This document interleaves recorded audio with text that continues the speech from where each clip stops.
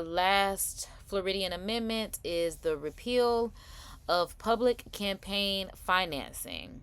So the ballot verbiage is proposing the repeal of the provision in the state constitution which requires public financing for campaigns of candidates for elective statewide office who agrees to campaign spending limits. Repeal of the revision in the state constitution requires public financing for campaigns of candidates for elective statewide office, okay, who agree to certain spending limits. So how the amendment reached the ballot is the Florida State Legislature, and a vote yes for this means it will repeal the provision of the Florida Constitution that provides public funding to candidates for statewide office, such as the governor, a lieutenant governor, an attorney general, chief finance officer, commission of agriculture.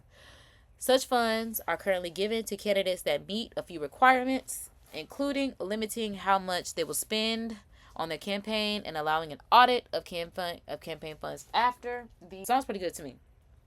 I'm like, that sounds pretty good to me. A vote no on this amendment would keep in place public financing for statewide candidates. But I like this whole audit of campaign funds after the election. Right, including limiting how much they spend on the campaign. Yeah, I like that.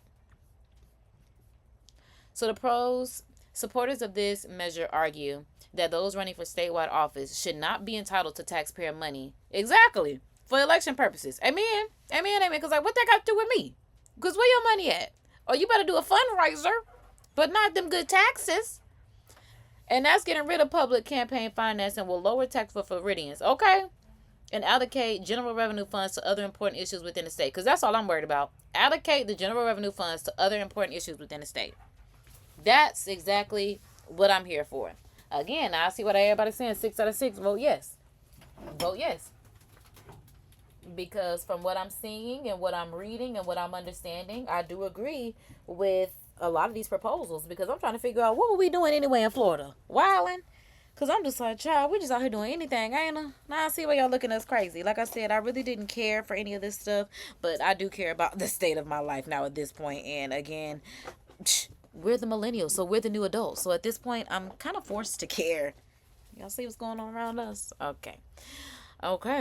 And the cons, the opponents contend that by giving money to candidates that may not already have money or the capacity to raise sufficient funds, the measures can effectively level that playing field for aspiring office holders that lack political and financial connections. Exactly. Because no, that's so messy.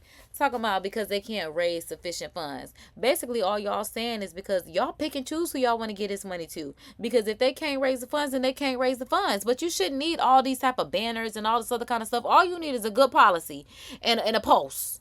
If you got a good policy in the post, you could literally put this stuff out on social media. I mean, that's free. People will repost it. I mean, somebody will pick it up, a blog, a news station. Somebody will do the work for you. So, especially in 2024, we are media consumed. Somebody's going to pick it up for you. So, that again is another con. This measure, as far as the constitutional merit, is not a reform that can be addressed by the state legislature and thus requires a constitutional ballot initiative in order to be implemented. So, it looks like, again, only 2 out of the 6 require a constitutional ballot initiative in order to be implemented. So in sum, voters will get to decide whether public campaign funds should be available for those running for statewide office or if candidates should no longer be available to spend taxpayer dollars in campaigning. No, they should not. That's how I personally feel about it. And again, I state my opinions where they matter on my platform. Welcome to my world. Because again, now I see why people say vote yes for everything this year. Vote yes for everything this year.